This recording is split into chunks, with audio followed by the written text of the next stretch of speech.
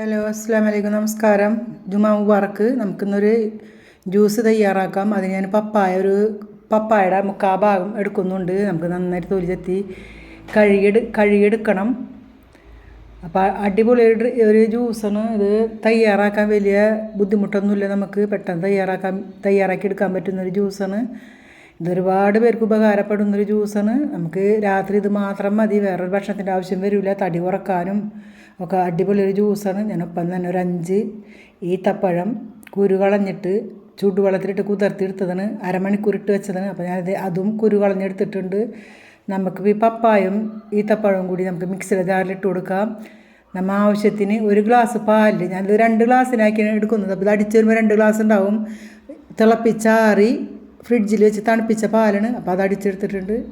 ഇതിൽ വേറൊരു മധുരത്തിൻ്റെ ആവശ്യമൊന്നുമില്ല. അപ്പോൾ ഞാൻ ഒരു ഗ്ലാസ്സിൽ ഒഴിച്ച് കൊടുക്കുന്നുണ്ട്. അപ്പോൾ എല്ലാവരും ട്രൈ ചെയ്ത് നോക്കുക. എല്ലാവർക്കും ഇഷ്ടമാവും. അടിപൊളി ജ്യൂസാണ്.